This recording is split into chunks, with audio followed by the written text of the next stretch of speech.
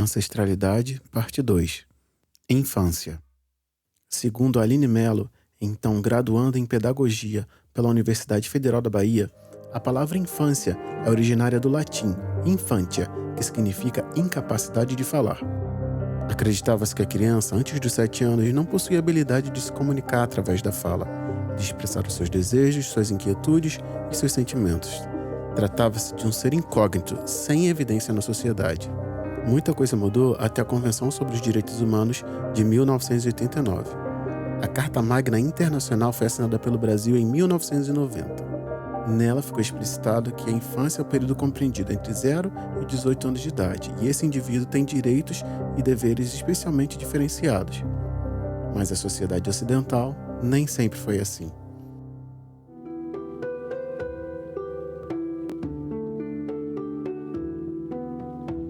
A Idade Média se inicia com a queda do Império Romano para os chamados bárbaros, após uma série de enfraquecimentos internos causados por corrupção e queda do poderio bélico. No século V se inicia a chamada Idade das Trevas. Esse nome foi dado pela falta de avanços filosóficos e tecnológicos significativos e vai até o Renascimento, no século XV. Durante a Idade Média, o conceito de infância praticamente não existia. Estamos falando aqui de uma sociedade ocidental. As crianças eram vistas como adultos em miniatura, tendo funções equivalentes e responsabilidades iguais, na maioria das vezes. Por conta das más condições de vida, era comum que a família não criasse vínculo com a criança nos primeiros anos. Isso acontecia porque as taxas de mortalidade infantil eram muito altas, devido às baixas condições sanitárias. E eu vou abrir aqui um parêntese para a história dos mouros que ensinaram os europeus a tomar banho. As urbes, ou seja, os núcleos urbanos, eram sujos demais, era questão de saneamento básico. A infância só mudou de aspecto no Renascimento, ainda com os ideais que uniam a filosofia e a religiosidade. A apresentação dos anjos como crianças aguçou a sociedade para a atenção com os mais novos, associando eles à pureza e à inocência. Cabe aqui dizer que a igreja foi uma das principais idealizadoras desse conceito, fazendo com que, no final do século XVII, a infância passasse a ser mais bem cuidada, posicionando a criança no local central do cuidado. A narrativa sobre a história da infância seria completa e nos daria um ótimo entendimento sobre o local do cuidado em si, não fosse a cultura iorubá e a chegada de um filho de volta ao mundo.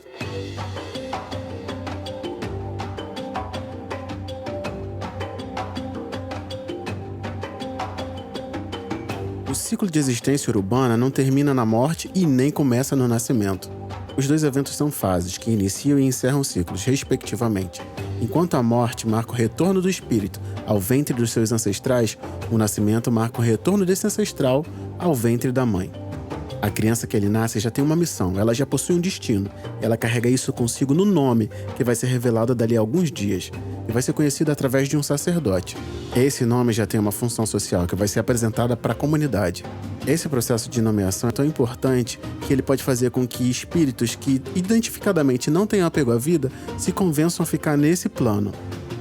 Nesse processo, de maneira intencional, são associados nomes à criança que significam permaneça nesse mundo, ame a vida ou coisas do tipo, trazendo sempre intenções positivas para a permanência dele aqui, no mundo dos vivos. Há diversos contrapontos entre esse tipo de ritual e a nomeação de crianças na cultura ocidental, mas o maior deles é o seguinte: a criança sempre revela seu nome e a sua missão. Ela é a protagonista. A apresentação do nome social dessa criança ao mundo se dá através de um complexo ritual. No fim, ele revela o nome, a função social e prepara toda a comunidade para recebê-lo, e isso é feito em festa. Em algum momento, o apogeu da civilização iorubana se deu juntamente com a Idade Média. Você percebe nessa comparação de civilizações praticamente coexistentes a diferença da função social da criança? É sobre se apegar mesmo. Só que agora eu vou voltar ao que acontece hoje. Não dá para falar de cuidado com as crianças sem pensar nas desigualdades que separam as infâncias mundo afora. Nós brincava na rua, eu não é? E a mãe falava, volta para casa antes de escurecer. E nós chegávamos em casa, finalzinho da tarde, com aquele cordão preto assim, no pescoço. E a mãe falava, vai tomar banho. E você falava, eu não sujei não, mas vou só lavar o pé. A gente percebe que existem diferentes narrativas e diferentes pontos de vista. Tu tá usando o que aí para roçar? É um facão. Um facão? Esse facão é grande, não é? É quase teu tamanho. A miséria continua assolando e subvertendo esse período tão importante para o desenvolvimento de um indivíduo, roubando as subjetividades e possibilidades de crescimento individual e coletivo. Ela contrapõe o artigo 227 da Constituição Federal, que diz o seguinte: é dever da família, da sociedade e do Estado assegurar à criança, ao adolescente e ao jovem, com absoluta prioridade, o direito à vida, à saúde, à alimentação, à educação, ao lazer. Você já se machucou alguma vez? Colhendo cacau? O que você fez? A profissionalização, a cultura, a dignidade, ao respeito, a liberdade e a convivência familiar e comunitária. O faca escapuliu pegou a minha perna. Na mesma hora, eu não sabia se chorava de medo, se chorava de dor. Tirou a camisa dele e amarrou na minha perna para não sair e não vazar muito. Além de colocá-los a salvo de toda forma de negligência, discriminação, exploração, violência, crueldade e opressão. Essa narrativa se desenvolveu até agora porque nós estamos num episódio que fala exclusivamente sobre a infância. Infância essa que foi negligenciada durante a Idade Média, mas antes disso recebia devidos cuidados. E falar sobre o zelo com a infância antes da Idade Média é lembrar dos patronos desse cuidado, cuja data era comemorada no dia 27 de setembro e passou há alguns anos para o dia 26. Só que para isso, a gente vai precisar voltar um pouco no tempo agora. Segundo Matheus Adame, em colaboração para o UOL, em São Paulo, o que se sabe é que Cosme e Damião teriam sido irmãos gêmeos, que nasceram na região da Ásia Menor, o que corresponde hoje à atual cidade da Egéia, na Síria, por volta do século III. Ambos seriam médicos e teriam exercido a profissão de forma voluntária, não aceitaram nenhum pagamento por isso. Eles eram cristãos, em uma época que o Império Romano ainda não aceitava o cristianismo. Interessante, né? Por isso, eles foram perseguidos e mortos a mando do imperador Diocleciano, por volta do século IV. O martírio, além da vida exemplar, foi o que os tornou santos. Eles eram muito fiéis a Jesus Cristo. Diz a tradição que eles não sofreram nenhum ferimento por água, por fogo, pelo ar e nem mesmo pela cruz. Eles então foram decapitados por uma espada, morreram juntos e foram enterrados juntos. Cabe aqui dizer que eles foram torturados de diversas formas. Eles foram perfurados com espadas, tiveram membros cortados, foram queimados vivos, foram afogados e continuaram vivos. Só conseguiram matar quando arrancaram as cabeças deles. Cosme e Damião dedicaram sua vida a cuidar de crianças, principalmente. Por isso a data é tão ligada à infância. Devido à diáspora, o tráfico negreiro e a suplantação das religiões, os escravizados tiveram que associar imagens do culto cristão às nossas divindades, os orixás. E foi aí que Cosme e Damião viraram Ibeje. Contos e tãs, que são conjuntos de lendas e histórias passadas de geração para geração pelos povos africanos, que os Ibejes são filhos paridos de Ansan, mas abandonados por ela, que os jogou às águas. Eles foram abraçados e criados por Oxum, como se fossem seus próprios filhos. Então, os Ibejes eles são saudados nos cultos de Oxum, inclusive. Entre as divindades africanas, Ibeje é o que indica a contradição, os opostos que caminham juntos, a dualidade. Ibeje mostra que todas as coisas, em todas as circunstâncias, têm dois lados e que a justiça só pode ser feita se as duas medidas forem pesadas e os dois lados forem ouvidos. Além de serem associados à dualidade, eles também são associados a tudo que brota, tudo que cresce à beira de um rio, por causa da sua história com Oxum. E por serem crianças, são associadas ao nosso tema de hoje, a infância. A comemoração da Ibejada é no dia 27 de setembro, que calhou, por alguma coincidência histórica, com o dia de São Cosme e Damião. Nesse dia são oferecidas comidas como caruru, vatapá, bolinhos doces, balas e outras coisas. E aí você vai lembrar do saquinho de Cosme e Damião, que com certeza você já viu em algum lugar. Em alguns rituais, os cuidados com o Ibeje são necessários, porque as suas brincadeiras infantis podem atrapalhar todo o culto. Entende-se assim que o cuidado com a infância perpassa todos os locais da filosofia africana. A gente sabe que a dissociação de religiosidade e vida normal foi feita a partir do colonialismo. Na origem urbana do candomblé, tudo faz parte de tudo, não tem dissociação. E para falar um pouco mais disso, eu adaptei, dramatizei e sonorizei um dos contos de Ibeje, escrito por Reginaldo Prandi. Se você quiser, pode botar aí no alto-falante e chamar a cria para ouvir contigo.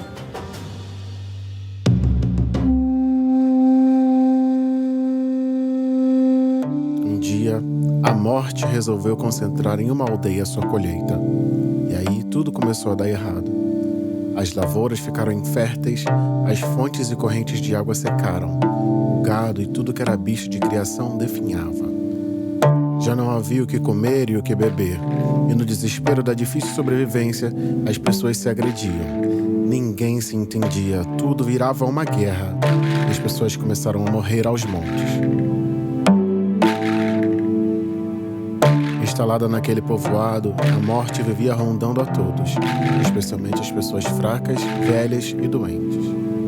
Ela roubava essas pessoas e levava para outro mundo, longe das suas terras, da sua família e de seus amigos. Ela tirava a vida delas. Na aldeia, morria-se de todas as causas possíveis, de doença, de velhice, até mesmo ao nascer. Morria-se afogado, envenenado, enfeitiçado. Morria-se por causa de acidentes, maus tratos e violência. Morria-se de fome, principalmente de fome, mas também de tristeza, porque a morte estava fazendo ali o seu banquete. Havia luto em todas as casas. Todas as famílias choravam seus mortos. O rei mandou muitos emissários para falar com a morte, mas ela, cruel, sempre respondia: eu não faço acordos. Eu vou destruir um por um sem piedade. E se alguém for forte o suficiente para me enfrentar, que tente. Mas ainda assim o seu fim vai ser muito mais sofrido e penoso. E para não dizer que eu não sou rabugento, até concordo em dar uma chance para essa aldeia. Basta que uma pessoa me obrigue a fazer o que não quero. Se alguém aqui me fizer agir contra a minha vontade, eu irei embora. Mas eu só vou dar essa oportunidade a uma única pessoa. Não vou dar nem a duas, nem a três. Então ela foi embora, saboreando antecipadamente a vitória que já se anunciava. Mas quem se atreveria a enfrentar logo a morte? Se os mais bravos guerreiros estavam mortos ou ardiam em febre em suas últimas horas de vida, e se os mais astutos diplomatas haviam há muito tempo partido? Foi aí que 2 meninos, irmãos gêmeos, eles eram zibejes, e resolveram pregar uma peça na morte antes que ela terminasse de dizimar toda a aldeia. Então eles pegaram um tambor mágico que sabiam tocar como ninguém e saíram à procura da morte. Não foi difícil de achar, porque ela estava numa estrada próxima, por onde ela perambulava, sempre buscando vítimas. A presença da morte era anunciada de longe, porque o alto sempre tinha um bando de urubus, e o cheiro forte de coisa podre acompanhava por onde ela estivesse, fazendo que as pessoas tivessem vontade de vomitar, inclusive. Os meninos então se esconderam numa moita e, tampando o nariz com um lenço, esperaram até que ela se aproximasse. Não demorou muito, a morte foi chegando e os irmãos tremeram da cabeça aos pés, mas ainda escondidos na moita. Só de olhar para ela, eles sentiam calafrios e os pelos do corpo inteiro arrepiando. Eles viram que a morte estava feliz e ela já tinha ceifado tantas vidas. O plano dela estava dando certo e ela estava muito tranquila, porque a condição que ela deu para sair daquele povoado nunca seria alcançada, prepotente que ela era. Nesse momento, numa das curvas do caminho, enquanto um dos irmãos ficava escondido, o outro saltou do meio do mato para a estrada. Aos poucos passos da morte, ele pegou seu tambor mágico e começou a tocar, sem cessar, com muito ritmo. Ele tocava com toda a arte que tinha, com todo o vigor, com determinação e alegria. Tocava bem, como nunca tinha tocado antes. A morte logo se encantou com aquele ritmo. Com um passo trôpego, ainda ensaiou uma dança meio sem graça. Lá foi ela, alegre como ninguém, dançando atrás do menino de seu tambor. E lá iam os dois, o menino tocador e a morte logo atrás. Passou-se uma hora, outra e mais outra. O menino não fazia nenhuma pausa e a morte começou a cansar. O sol já estava bem alto e os dois seguiram pela estrada fora, o tambor sem parar. O dia deu lugar à noite e o tambor seguia. E assim ia acontecendo, madrugada dentro. O menino tocava, a morte dançava, o menino ia na frente sempre ligeiro e a morte seguia atrás exausta, não aguentando mais. Eu preciso descansar, eu não aguento mais. Disse a morte uma vez, mas foi ignorada. Para essa porcaria de tambor, moleque, ou você há de me pagar com a vida. Ela ameaçou mais uma vez, mas ele não parava. Pare, eu não aguento mais. Só que o menino não parava. Os zibejes eram gêmeos idênticos, ninguém sabia fazer a diferença de um pro outro, muito menos a morte. Pois bem, o moleque que a morte via tocando na estrada sem parar não era sempre o mesmo. Uma hora tocava um, enquanto o outro seguia por dentro do mato. Quando ele cansava, o outro substituía, pegava o tambor e continuava tocando. Foi assim que eles tocaram o tempo que achavam necessário, sem dar descanso para a morte, que não tinha como parar. Ela, já no alto da sua exaustão, implorava: Pare agora, seu menino maldito! E ele não parava. E foi assim, horas seguidas. As horas viraram noites, as noites viraram dias e os dias se substituíram. A música que mantinha a morte dançando não cessava. Encantada, sem ter forças para continuar, ela implorava: Pare com esse tambor maldito. Eu faço tudo o que pedires. O menino virou-se para trás e disse: Pois bem, então deixe minha aldeia em paz e vá embora. Sem ter escolha, a morte aceitou. O menino parou de tocar e ouviu a morte dizendo: Que fracasso meu. Fui vencido por um simples pirralho. A morte deu as costas e foi embora, esbravejando: Eu me odeio. Tocando e dançando, os gêmeos voltaram para a aldeia para dar a boa notícia e foram recebidos de braços abertos. Todos queriam abraçar e beijar aqueles meninos pretinhos. Em pouco tempo, a vida normal voltou a reinar no povoado. A saúde retornou às casas e a alegria permaneceu nas ruas. Muitas homenagens foram feitas aos valentes e beijos. Mesmo depois de transcorrido certo tempo, sempre que um deles ia em direção ao mercado, havia alguém que gritava: Olha lá, os meninos que nos salvaram! E sempre alguém recomendava que a lembrança da sua valentia nunca se apague das nossas memórias. E foi assim que, brincando, dois meninos pretinhos com seu tambor mágico enganaram a morte, trazendo o foco central dessa cultura para a criança, que traz em si toda a ancestralidade, o futuro e o passado.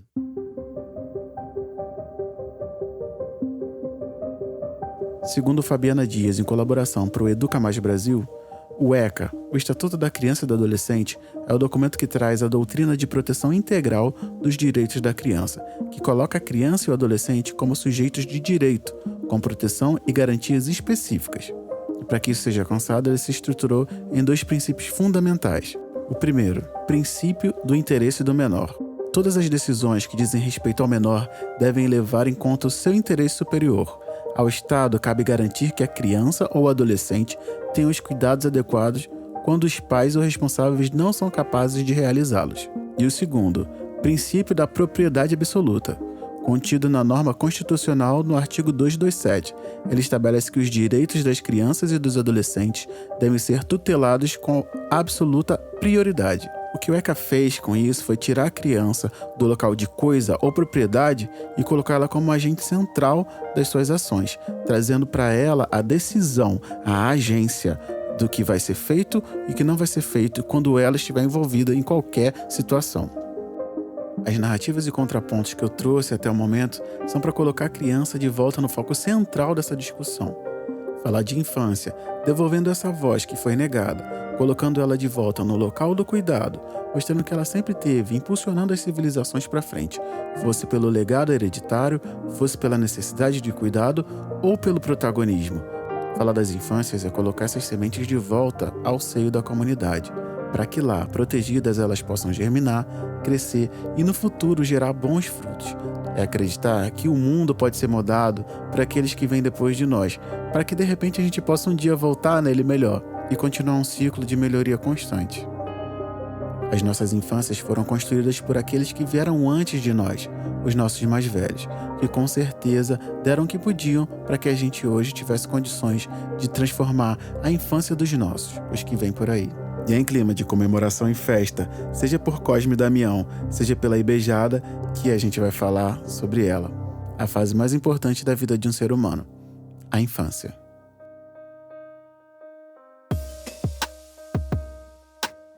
Eu sou Diego, sou pai de Benjamin e Aurora, esposa de Tatiane, que está com as crianças agora, para que eu possa produzir esse episódio, e esse é o podcast Parenta. Aqui a gente vai falar sobre ancestralidade, pretitude e parentalidades pretas. O nosso objetivo é segurar a mão de você que está ouvindo e levar em direção a uma parentalidade preta diferente, mais potente, potencializando os nossos filhos, as nossas crias, para que só assim a gente consiga mudar a história do nosso povo. Esse podcast faz parte do universo ainda maior, que se completa e se expande lá na página Parentalidade Preta no Instagram. Lá a gente continua as discussões e eu consigo trocar diretamente com você através das mensagens. Então, caso você tenha escutado alguma coisa aqui que você gostaria de levar para discussão lá, só me chamar. Eu estou à disposição. E sem mais delongas, a minha conversa com Catiúcia Ribeiro aqui, no podcast Parenta. Eu sou o Diego, sou um homem preto de pele não retinta, eu tô de barba, tô com cabelo grande, um fone preto na minha cabeça e um microfone à frente. Tô usando um casaco preto e com uma estampa tribal africana às minhas costas. Eu sou uma mulher preta, de pele retinta, de cabelo black, com um torso africano na cabeça e um brinco de búzios. Tô de fone de fio nos ouvidos, tenho diversas tatuagens e tô com uma blusa amarela de regata. Massa. E quem é essa Catiúcia que veio falar com a gente hoje? Catiúcia Ribeiro é Omorixá, uma mulher nascida e criada dentro de um quilombo no Rio Grande do Sul e que sempre vivenciou as espiritualidades de matriz africana desde o ventre da mãe dela. Uhum. É também, como eu disse, Omorixá, vivenciadora das espiritualidades de matriz africana, e também é filósofa, mestra em filosofia e doutora em filosofia, né? Graduação, mestrado e doutorado dedicados aos estudos das filosofias africanas. E coordenadora de um laboratório de estudos africanos na Universidade Federal Fluminense.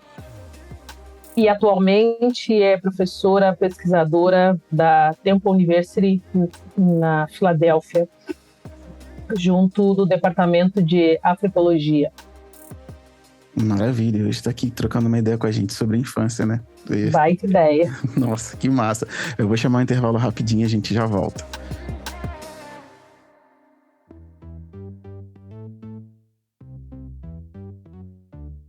Chegamos ao episódio 5 do podcast Parenta e eu vim aqui para agradecer você que está comigo desde o começo e dar as boas-vindas para você que chegou com Catiúcia também. Geralmente, nessa altura do campeonato, eu venho aqui para falar da campanha de financiamento coletivo que eu cadastrei lá no Apoia-se, no apoia.se/parenta. Só que hoje eu vou aproveitar esse espaço para dizer que é muito gratificante quando pessoas que entendem o que a gente está fazendo aqui querem colaborar. E foi assim que a Denusa e o Luiz Fernando, que são ouvintes do Parenta, passaram a fazer parte da equipe. A partir desse programa, a sonorização das conversas, ou seja, das trocas, das entrevistas, são de responsabilidade deles. Eles compuseram algumas músicas no projeto musical que eles têm, chamado Castel. Eles comungaram com a necessidade que eu sempre via de ter trilhas um pouco mais personalizadas e muito mais intimistas, para que as trocas fossem regadas com o DNA desse podcast. Então, a partir de hoje, a trilha sonora que você vai ouvir de fundo da conversa que eu vou ter com os convidados que aqui vierem são de responsabilidade deles dois. Muito obrigado a Castel e a você que me escuta e acredita nesse projeto.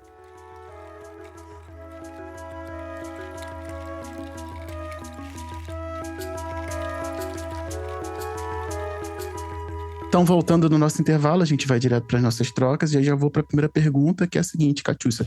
Na sua opinião, quais foram as culturas africanas que mais consideraram a infância e por quê? Gratidão pelo convite, Diego, fazer uma troca tão maravilhosa, peço licença aos ancestrais para esse momento. Bom, pensar as culturas africanas, né, e como a presença das crianças na cultura africana. Todas as origens, né, todas as culturas de origem africana têm as crianças como parte do conhecimento da comunidade, né? Uhum. Elas fazem parte da roda do conhecer. Então, se nós observarmos a cultura iorubá, se nós observarmos a cultura antiga, quemética, se nós observarmos as culturas africanas em todas, as crianças sempre têm uma presença significativa dentro daquele território, seja nas narrativas do cotidiano, seja nas narrativas espirituais, né? Porque as crianças não estão apartadas da construção da realidade daquele espaço. Então, essa ideia de que você olha para as crianças e você entende as crianças como alguém que só está para aprender, não configura a realidade das culturas africanas. As crianças estão nesse processo mesmo de aprendizado contínuo, né? Então, as crianças fazem parte da narrativa mesmo do cotidiano, né? Então, todas as crianças todo o conhecimento das crianças é válido dentro das culturas africanas. É incrível isso, porque só vai ter um filho, aí constrói a vida dela em cima, tudo em cima daquilo, que ela vai ter um filho, e aí prepara a família, prepara a casa, prepara tudo, cria todo aquele cenário, a criança nasce, aí daqui a pouco começa a dar um pouco mais de trabalho, aí começa, tá dando trabalho, tudo fica mais difícil, as coisas vão ficando complicadas, e aí tira a criança desse local central que a própria família fez, né? Eu acho isso um rompimento muito cruel, né? Muito cruel, e é interessante tu dizer isso, porque tem uma questão também que é fundamental, né? Que a gente projeta a vida em cima dessa criança sem entender que essa criança, ela também tem os seus anseios, também tem os seus desejos e tem a sua forma de perceber o mundo. Então, isso precisa ser validado, né? Sem sobrepor, lógico, o lugar da maternidade, da paternidade, mas entendendo que essa criança, ela também é um ser que tem agência, ela também é um ser que produz vontades, desejos. Isso é muito importante de ser reconhecido, né? Então, muitas das vezes a gente pune as crianças porque as crianças têm a sua forma de percepção de mundo, mas isso é importante, faz parte, né, da construção dela enquanto pessoa. Verdade. A criança só serve enquanto ela obedece ou completa algum padrão estabelecido. A partir do momento que ela tem o que você vem falando de personalidade, e você vai achando que a criança é um potinho vazio, que só você vai colocando as suas coisas e vai enxergando as suas coisas nela, e quando você vê assim, opa, calma aí, tem uma pessoa ali. E aí, quando essa pessoa se mostra, você entra em parafuso, né? É muito engraçado, pra não dizer cruel isso, assim. Pô, calma aí, você quis autenticidade e ela te entrega autenticidade, você não aguenta, sabe? É complicado. Exatamente, tá? Quando você pergunta uma coisa para uma criança, o básico, às vezes a criança não quer comer algo porque o paladar dela não se identifica com aquilo, né? E aí você acha que é um absurdo, assim, não como, é criança, né? Como não vai comer isso? Como não vai comer isso? Como que nós fomos criados dentro de uma cultura, inclusive, que diz que criança não tem querer, né?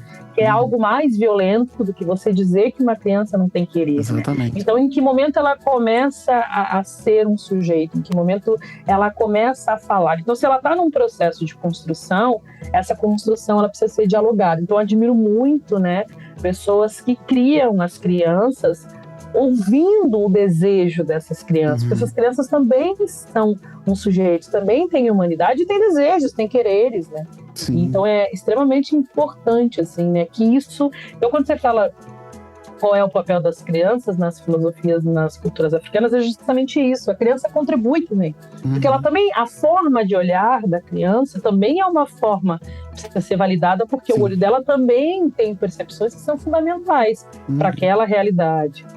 E nem tão poluídos, né? Com tantas certezas que a gente cria. A gente vai criando certezas e a criança chega aquele olhar com uma solução mais fácil, com uma forma de encarar mais fácil. E às vezes a gente fica nessa, né? De dar conta das coisas e não enxerga. Talvez uma solução mais simples ou uma abordagem mais simples para as coisas, né? E ela não está afetada, ela ainda não está afetada, né? Por todos esses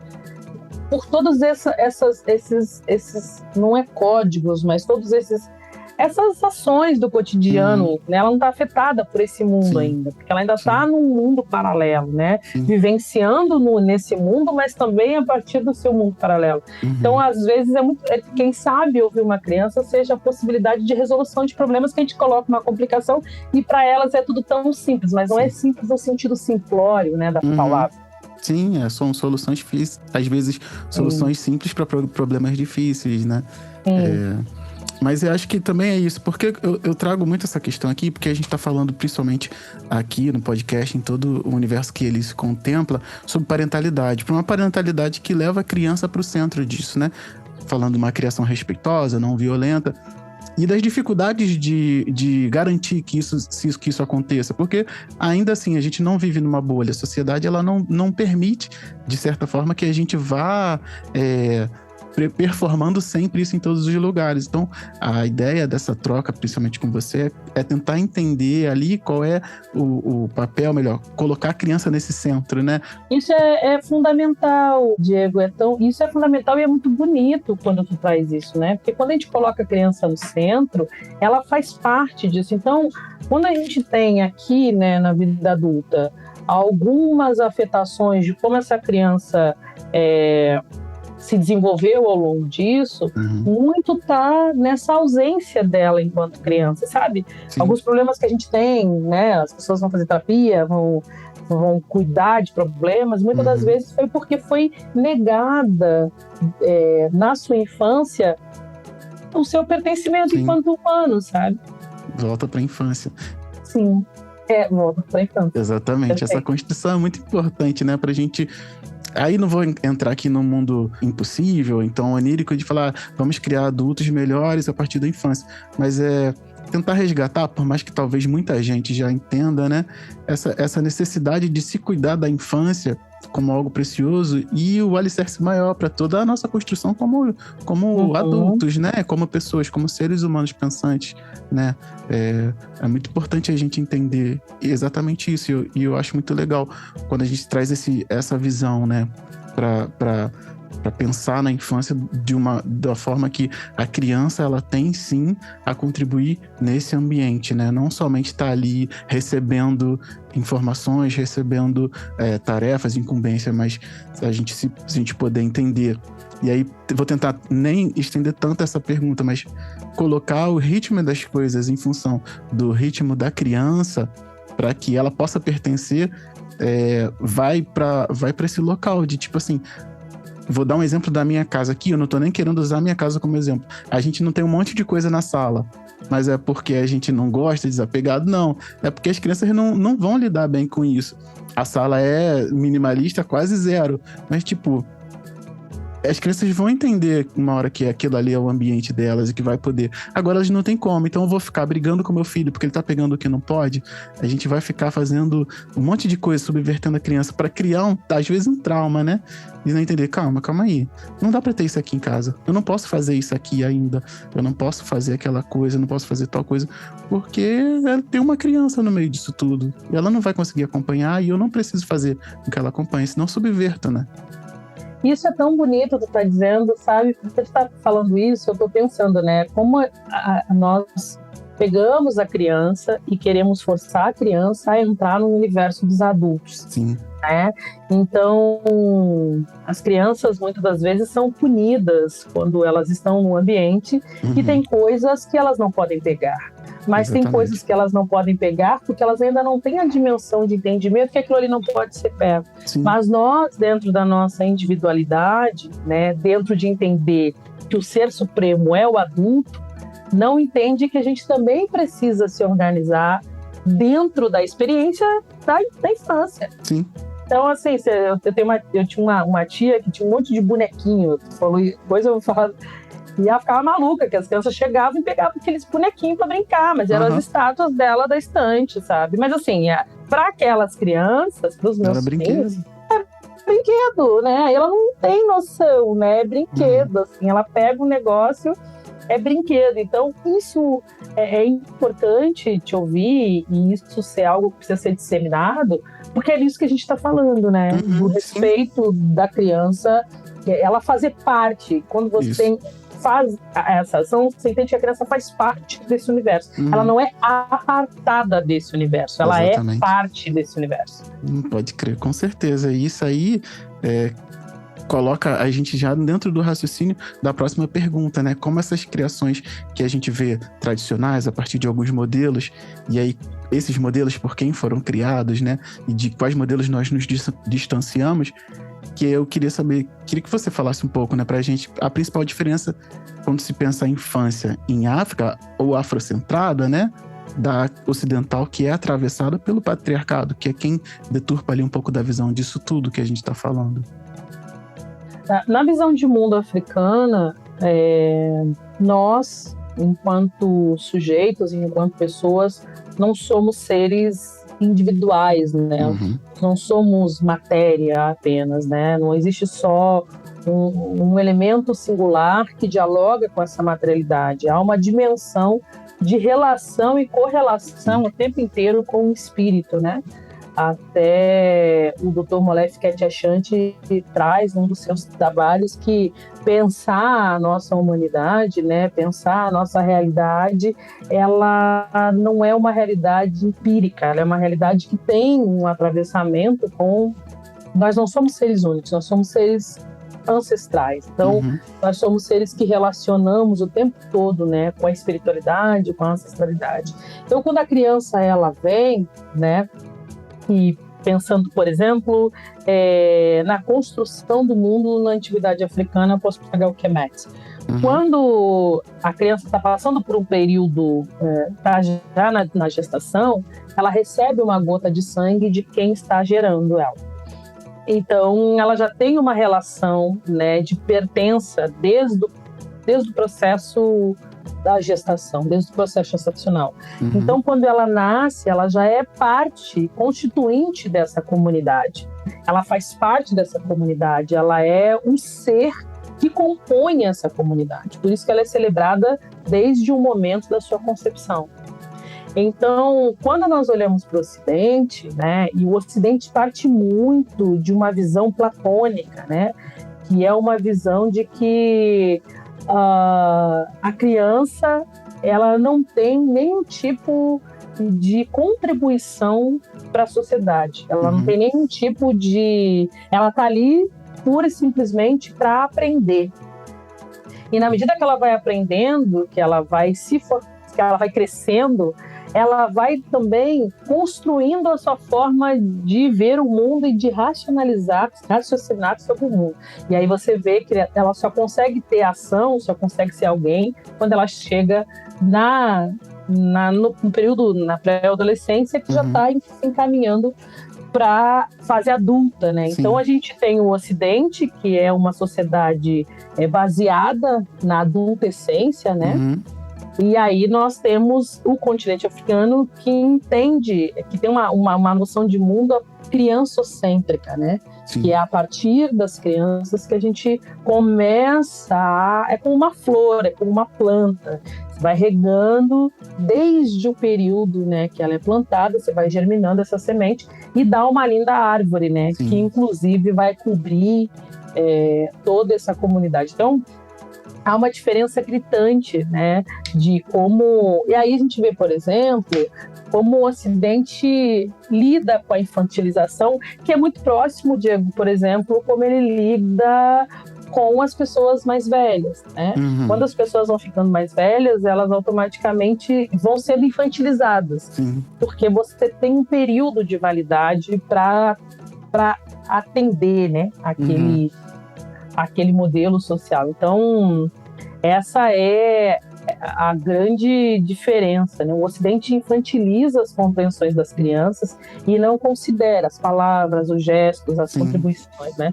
E aí essa inferiorização é justamente essa infantilização, uma conotação de inferiorização.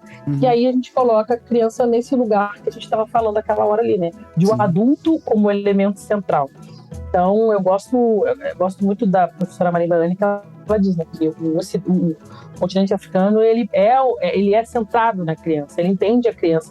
Até se nós formos pensar algo mais profundo, até mesmo porque as crianças estão vindo agora. Então, se nós não somos seres singulares, nós somos seres que têm essa relação com a ancestralidade, a criança é o próprio ancestral que está nascendo, está chegando agora. Está voltando agora. Então, elas são seres sagrados também. Por isso que se faz muita festa quando as crianças nascem, né? Por isso que tem todo um ritual de batismo, mas não esse batismo cristão, mas né, não vamos falar batismo não, mas vamos pensar, tem todo um ritual espiritual que batismo é uma palavra espiritual. Já não cabe mais nesse contexto. Não cabe mais batismo para esse rolê, não cabe mais batismo, pelo amor dos ancestrais. Mas eu acredito que, eu não sei se eu te respondi, mas é essa diferença gritante, né? De como, se a gente olhar para as próprias narrativas das espiritualidades africanas, a gente trazendo um pouco para o candomblé, a gente vê a presença, né? a semana, né, o início do ciclo começa com o IBEJE, né, que são as grandes crianças sagradas. Então as crianças têm uma participação muito... Eu vejo lá no meu terreiro, quem dá o Sem e beijo são as crianças, né? E é muito lindo quando você vai as pessoas lá cantando e vegetal, atauá, e vegetal, atauá, e vegetal, aleuá. E quando elas estão cantando, elas que passam pro terreiro qual é o ensinamento de beijo através da voz das crianças. Então isso a gente consegue entender como as crianças são um corpo significativo na construção dessa realidade. E o Ocidente desconsidera isso, né? E também quando desconsidera a criança e considera a fase adulta, porque também considera um sujeito que é capaz da racionalidade, como se criança não tivesse perspectiva racional também, né? Só que a racionalidade das crianças está atravessada também por uma fase do sentir, né? Então as crianças fazem muito mais o sentir, por isso que elas não são tão afetadas, né? Sim. E eu queria voltar em algumas coisas que você falou aqui. Eu tenho um termo pra mim que eu acho que ele define muito esse contraponto também, sabe, Catiúcia? Que é a palavra infância, né? Que já vem daquele que não tem voz, né? Então a infância já é isso, já não tem voz, já não tem som, já não tem contribuição dentro dessa construção. E é uma palavra de origem latina, eu não vou nem falar muito a respeito das origens, porque a gente sabe que alguns atravessamentos de localidades, elas mexem ali no latim. Mas infância, eu acho que é um termo muito ocidental, justamente para já colocar a criança nesse local, né? Calma aí, você não tem voz aqui. Ou se você não tem voz aqui, eu não preciso organizar todo esse aparato para que você tenha agência, para que você possa contribuir de maneira efetiva, né? Em contraponto a tudo que você falou. E eu também queria comentar aqui, né, o que tu falou a respeito de quando vem uma criança. E se a gente for parar para pensar dentro dessa perspectiva afrocentrada, não tem como você se tornar um ancestral sem ter uma criança, né? Então ela vai te conferir, no mínimo, uma ancestralidade. Você vai pegar e fazer com ela o que você quiser. Pode jogar no lixo, jogar no lixo, ou você pode tentar ser um bom ancestral, porque a tua linhagem pode parar no teu filho ou não. Então, eu vejo muito isso, assim, é te dado uma chance de ser ancestral. Que ancestral tu vai querer ser? Não tem como ser sem ter um filho. Pelo menos eu acredito nisso. Não, eu concordo plenamente. Inclusive, dentro das filosofias Ubuntu, tem um filósofo sul-africano chamado Mongobi Ramose, que ele vai dizer que a ontologia, né, a ontologia para a filosofia é o estudo do ser. Sim. A ontologia do sujeito africano, ela parte de uma ontotriádica. E o que é essa ontotriádica, né? É entender o que nós somos, mas nós só compreendemos o que nós somos a partir de seres que estão por nascer, seres nascidos e seres que retornaram. E aí tu vê nessa perspectiva esse movimento de Sankofa mesmo. Então, assim, eu só me torno ancestral de alguém se eu tiver a continuidade. Sim. Né? E é nesse círculo de continuidade, inclusive na perspectiva africana, a criança que está vindo é um ancestral que está retornando. E quando essa criança ela retorna com muitas outras potencialidades, né? Que ela vai construindo com esse amadurecimento espiritual, que ela vai construindo com essa travessia da vida, né? Nas filosofias keméticas nós vemos muito isso, né? Da travessia da vida, né? O quanto a travessia ela é fundamental para que você se torne ancestral de alguém e você automaticamente tem esse círculo e essa criança acaba retornando, né? Então, é por isso que eu concordo plenamente contigo, né? Eu acredito que nós... E aí tem um filósofo que eu gosto muito da antiguidade, que é o Ptah Hotep, que ele diz assim, que nós temos que pensar, por exemplo, se você... Não é com essas palavras, mas trazendo para nossas palavras, agradeça, né, por você...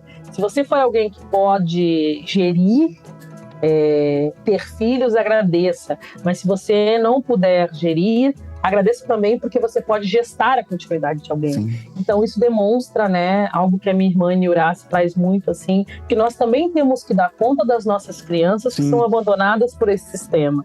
Então, assim, eu não tenho filhos biológicos, né, mas tenho os meus sobrinhos e posso adotar crianças que também são as minhas continuidades. Sim, então, sim. isso possibilita o quanto a gente está nesse movimento, né? Nesse movimento circular, porque a vida no continente africano, ela é circular, né? Ela é o retorno, ela é um eterno retorno, né? Então é extremamente importante isso que tu trouxe, assim, para nossa continuidade, e o Ocidente não concebe isso. Não. O Ocidente não concebe isso. A gente tem diversas discussões e quando a gente traz isso à tona é atravessado por olhares que não querem entender o que nós estamos dizendo. Sim. Porque não tem outra palavra, é não querer mesmo. Isso aqui nós estamos falando nada demais. Tá falando, olha, a gente parte de continuidade, a gente é continuidade, né? Uhum. E essa continuidade, ela se dá a partir desse círculo, né? Sim, de alguém que vai para alguém que volta. E nem vai, né? Continua, né? Porque não se morre, né? Fica aqui também nesse processo. Por isso que eu gosto muito quando o Mongo Abiramose traz essa ideia de ontotriádica, né? Desse sentido ontológico, mas que só se percebe a partir do círculo da circularidade, da ciclicidade, né? E acho que é por isso que quando a pessoa tem um filho, ela tem um rompimento muito grande consigo própria. E aí eu vou puxar a sardinha aqui pra minha brasa.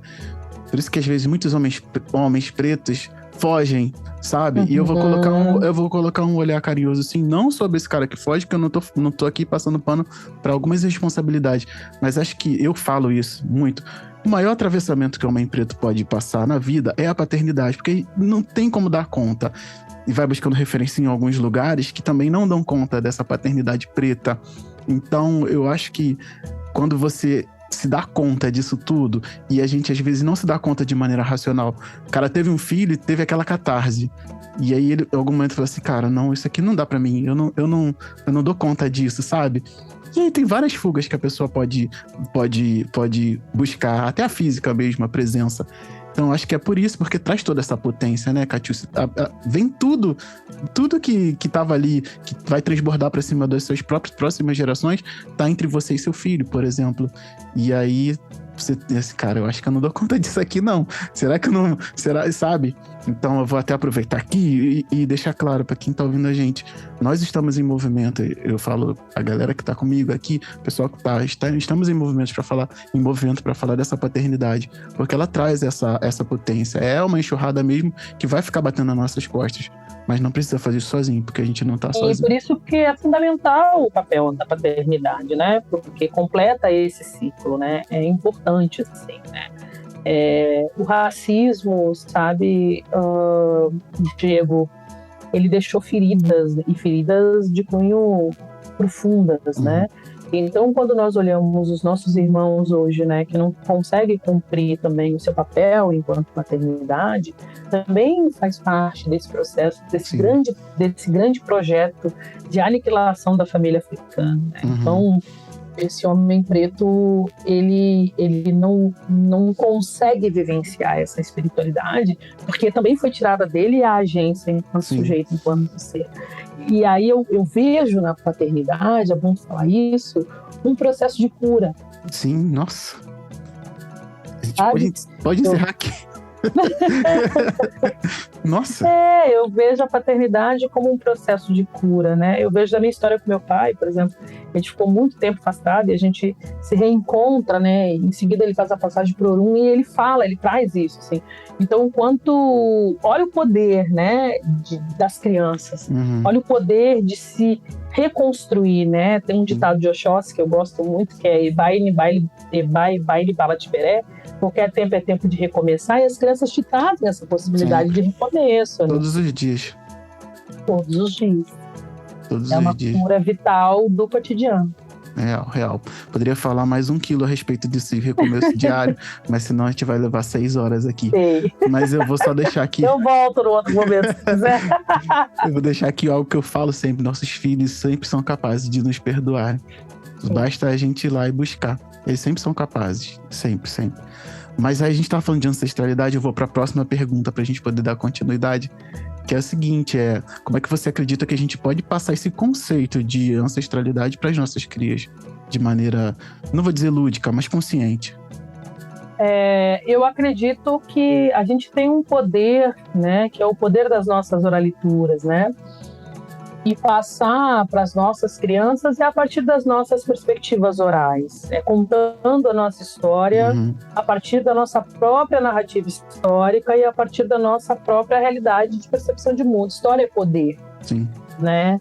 Então, quando tu senta com as tuas crianças, né? Quando tu conta para tuas crianças, eu mesma sou filha de uma grande mulher que é militante, né? Uma mulher que sempre teve movimento, e de um avô que era da Frente Negra Pelotense. Então, eu cresci dentro de ouvir essa narrativa, né? Do nosso fortalecimento. Então, eu acredito que o caminho eficaz é fazer com que as nossas crianças conheçam a verdadeira história a partir de si, né? Já que as nossas crianças, né, infelizmente, precisam ainda, né, serem vítimas, porque para mim não tem outra palavra, desse sistema educacional que deseduca, né? A escola ela não forma, ela formata para as crianças atenderem a um ideal, né? Um ideal político da branquitude, né? Desse sistema de violência racial que mata a subjetividade das nossas crianças desde a tenra idade, né?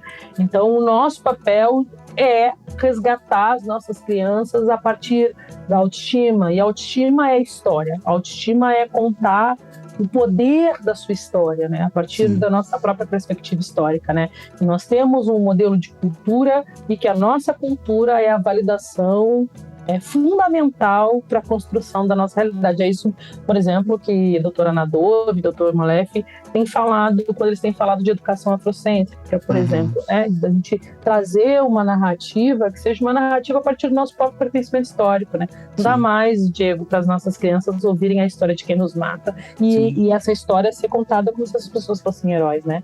Exatamente. Então, como podemos passar o conceito de ancestralidade? É com a espiritualidade. E quando eu estou falando de espiritualidade, a espiritualidade ela é você enquanto sujeito ancestral e espiritual. A ancestralidade mora em nós. E esse é um ato de ancestralidade, né?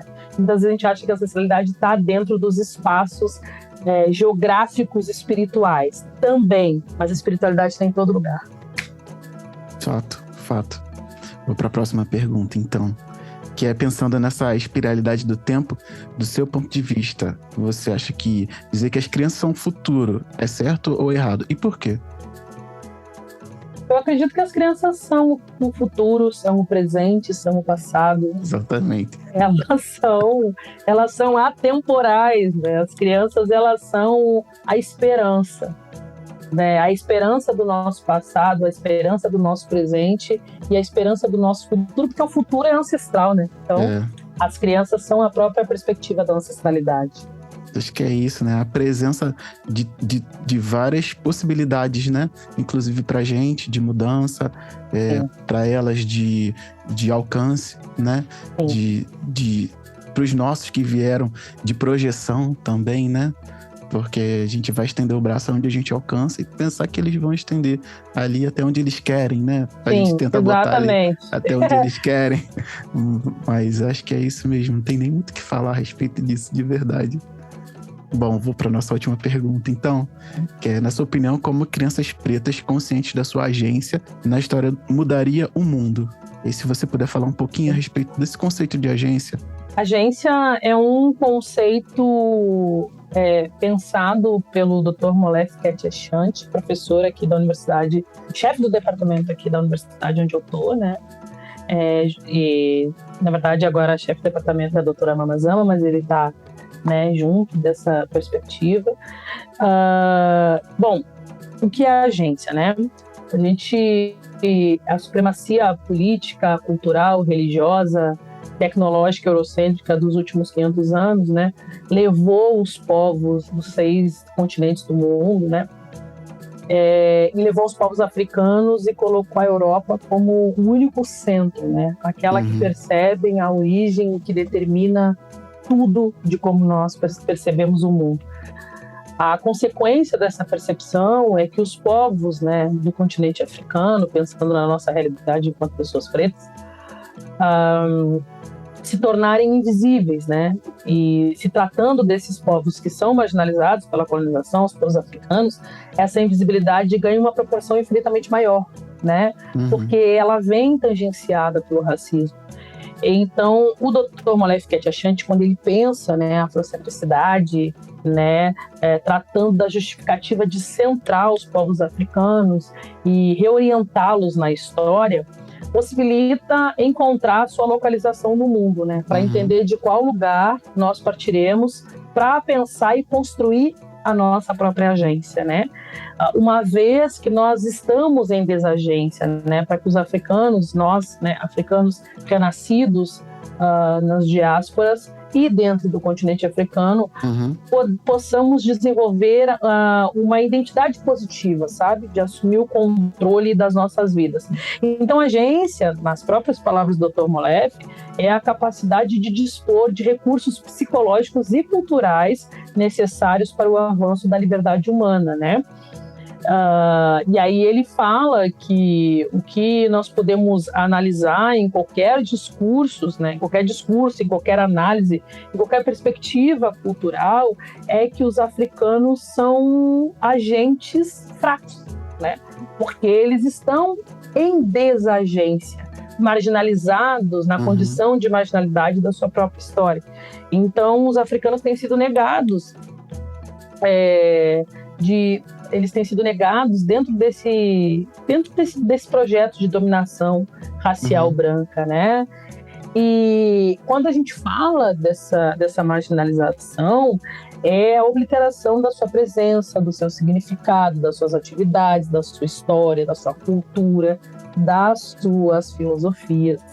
Essa realidade ela é negada justamente para a destruição da sua personalidade espiritual e mental, né? Enquanto pessoa africana. Então, o Dr. Molefi diz, né, nós precisamos sair desse processo de desagência e construir a agência da nossa própria narrativa, né? Pegar, trocando por miúdos, como se fala, é pegar o controle da nossa história. Pegar o controle da nossa história é tomar as rédeas da nossa vida, entender, inclusive, né, quem nós fomos para conseguir compreender o que nós voltaremos a ser, né? Voltaremos a vir a ser. Eu gosto muito quando o mestre traz essa expressão. Então, quando as crianças elas são conscientes da sua agência, as crianças pretas, elas mudam a história sobre si mesmas, sabe? Ela muda a sua autoestima, a sua perspectiva cultural, a sua perspectiva espiritual, e se entende enquanto força, enquanto potência, porque ela não vive mais sobre a maquiagem do outro, né? Mas ela vive a partir da sua própria narrativa. Real. A gente tenta fazer isso na criação, e eu tô falando até nessa disciplina positiva, de colocar um nome para algo para ser comercializado, e é como eu falo que a gente tem que hackear esse sistema por dentro.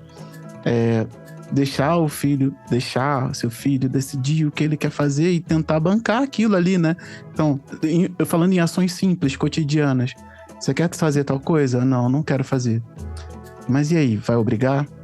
Sabe, eu acho que é um ponto para fortalecer isso. É um ponto só para fortalecer isso. Porque a gente tira uma criança de dentro de casa, daqui a alguns anos, os meus filhos saem de casa entendendo que eles não são obrigados a fazer coisas que os subvertam. Isso. Por entender o que é subversão, isso aqui não é certo, isso aqui eu não sou obrigado a fazer. E escolher, eu não quero fazer isso, não admito, isso aqui não é pra mim. A gente tá ralando aqui pra garantir que eles tenham força suficiente pra bancar, né? Vou trazer para um exemplo aqui, só para ilustrar. Eu pego a minha filha mais nova, a Aurora, e faço cosquinha. E aí, quando ela fala, para, eu vou lá e falo, papai parou porque você pediu. E acho que a gente entra nessa questão de colocar... Não vou trazer a agência para isso aqui, mas eu tô colocando em exemplos práticos o que constrói essa consciência de permissão, de consentimento, de ter voz, né? Eu pedi para parar, eu não quero que continue. Então, se a gente... mas isso também é agência. Porque você constrói nela um fortalecimento da percepção que ela tem sobre si. E isso é muito grandioso, né? Porque, assim, quando você... tem no final do filme do Malcolm X, uma cena muito bonita, que é o Mandela conversando com as crianças, né? E as crianças levantam no final e falam, I am Malcolm X, né? Eu sou o Malcolm X, eu sou o Malcolm X. O que você está dizendo para essa criança? Eu sou a força do que os meus ancestrais. Então, isso que você faz é você dizer para ela o quanto é o limite dela. E isso é a partir de um fortalecimento da autoestima dela. Você fala para ela que o cabelo dela é bonito, quando você fala para ela que a história dela é bonita, quando ela olha para ti e percebe quantos homens negros são bonitos, isso vai ter uma afetação.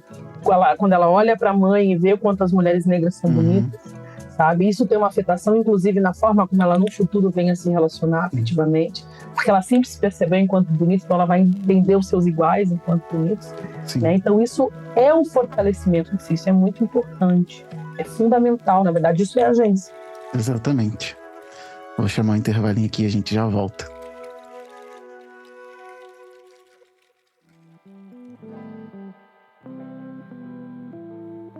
Eu tô passando aqui mais uma vez só para te agradecer por estar aqui ouvindo a gente até agora. O programa não acabou, a gente ainda tem conversa. Só passei para dizer um obrigado e dizer que se você quiser dar alguma sugestão, falar qualquer coisa, dar um feedback, vai ser muito bem-vindo lá na DM do @parentalidade_preta no Instagram. Se você tiver condições de ajudar esse projeto a chegar mais longe, dá um pulinho lá no apoia.se/parenta. O link tá na descrição desse episódio. Se você não tiver como ajudar financeiramente, eu vou te pedir um favor. Manda esse episódio para 5 amigos, amigas ou amigos, para que ele chegue mais longe do mesmo jeito. Se você fizer isso, já vai estar ajudando demais. Sem delongas, vamos voltar à minha troca com a Catiúcia. Então a gente volta agora do nosso intervalo, a gente já está chegando no final, tem mais um pouquinho ainda. E aí eu queria saber de você, Catiúcia, se você quer deixar algum conselho para pais e mães que estão criando crianças pretas. Olha, um conselho que eu dou é algo que eu sempre gosto de falar, que nas filosofias africanas nós pensamos com o coração. O coração é a morada da nossa consciência, né? E então que nós possamos ouvir o coração das nossas crianças. E ouvir o coração das nossas crianças é ouvir os seus desejos. Sim. Aprender com as crianças, abrir a escuta para as crianças, né? As crianças são ancestrais vivos. Então as crianças têm a chave para o nosso passado, para o nosso presente, para o nosso futuro. Então, o que eu aconselharia hoje, eu admiro, né, pessoas que criam as crianças dando agência para essa criança, ouvindo que essa criança... Dá um trabalho. Eu imagino. Mas é um trabalho que no futuro terá frutos. Com certeza, não é para agora. Não é, exatamente. E eu acredito que as crianças, elas são a materialização de que o que nós fazemos não é para agora. Exatamente, de verdade. Bom, e aí eu queria saber se você quer deixar mais alguma mensagem, a gente está chegando no final mesmo, se você tem alguma coisa a dizer de caráter geral. Eu queria agradecer imensamente, é uma das primeiras vezes, mas acho que é a segunda vez que eu falo sobre criança, a primeira vez foi com a minha irmã de Correia. Tem um trabalho lindo também com o Baobazinho. Minto, já falei com minha irmã Nini Kembainayo também. E agora estou aqui fazendo esse podcast sobre crianças e dizer que quando nós falamos que o futuro ele é ancestral, é porque é na ancestralidade que moram os passos para o nosso caminho que está aí, né? E o nosso caminho sempre é o retorno e gratidão para quem nos acompanhou até aqui. Hotep e axé para nós, axé em nós. Obrigado, viu, Catiúcia? Muito obrigado, de verdade. Bom, então é isso. Chegamos ao final de mais um podcast Parenta. Espero que você tenha gostado de coração. Espero que esse episódio reverbere em você tanto quanto reverberou em mim. E a data que esse episódio representa faça sentido para você na forma de cuidado. Essa montagem possui trechos de áudios dos vídeos do pastor Cláudio Duarte e do Câmera Record, ambos do YouTube. Os textos que não são de minha autoria foram referenciados e os seus links estão na descrição desse episódio. A trilha sonora e o áudio design do Conto dos Ibejis são de minha autoria. E a trilha sonora da entrevista é de autoria e foi cedida pela Castel. Eu sou Diego, pai de Benjamin e Aurora, esposo de Tatiane, que ficou com as crianças para que eu pudesse produzir esse episódio, então ela participou ativamente aqui comigo. E entre uma volta de férias com serviço acumulado, um menino que acabou de ficar irreverente, faz mímica e careta, uma menina que está num salto de desenvolvimento que parece que nunca vai acabar, pesquisei, roteirizei, gravei, editei, montei, sonorizei e recebi ajuda para sonorizar encerra aqui o 5º episódio do podcast Parenta. Bora para mais uma?